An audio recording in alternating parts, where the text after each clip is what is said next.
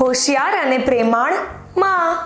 એક ગામડામાં એક બ્રાહ્મણ સાથે એની માં રહેતી હતી. એક દિવસ બ્રાહ્મણે બીજા ગામમાં કામ માટે જવાનું હતું. એ તૈયાર થતો હતો એટલી જ વારમાં એની માં આવી અને કહ્યું, બેટા, એકલો કેમ જાય છે? કોઈને સાથે લઈ જા. બ્રાહ્મણે એની માને કહ્યું, મને ખબર છે કે મારે જંગલમાંથી જવાનું છે, પણ ત્યાં કોઈ જંગલી પ્રાણી કે કોઈ ચોર નથી.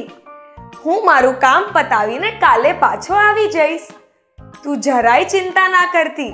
તે છતાંય માં ચિંતિત હતી. એણે ઘરની બહાર એક તળાવમાંથી એક કરચલો લઈ આવી અને કરચલો પોતાના દીકરાને આપ્યો અને કહ્યું, આ લે, આને તારા સાથે લઈ જા.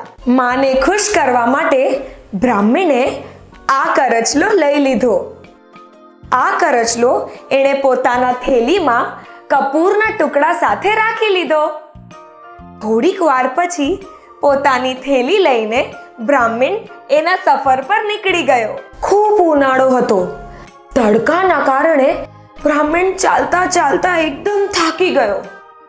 દૂર એને એક મોટો ઝાડ દેખાયો. એણે વિચાર્યું કે એમને અહીંયા મોટા ઝાડની પાસે થોડી વાર આરામ કરી લો. એણે એ ઝાડ પાસે જમવાનું જમ્યું અને પછી સૂઈ ગયો. અચાનક જ ઝાડમાંથી એક સાપ નીકળ્યો. સાપને બ્રાહ્મણની થેલી પણ દેખાઈ અને થેલીમાંથી આવતી કપૂરની સુગંધ પણ મળી. એવું કહેવાય છે કે સાપને કપૂરની સુગંધ ગમતી હોય છે. સાપ થેલીમાં ઘૂસી ગયો અને કપૂરના ટુકડાને ખાવા લાગ્યો. આ જોઈને કરચલાને ગુસ્સો આવ્યો. એણે સાપ પર હુમલો બોલ્યો અને છેવટે સાપ મરી ગયો. થોડી વાર પછી બ્રાહ્મણ ઉઠી ગયો. એણે એના થેલી સામે જોયું અને જોયું તો શું, ત્યાં એક સાપ મરેલો પડ્યો હતો.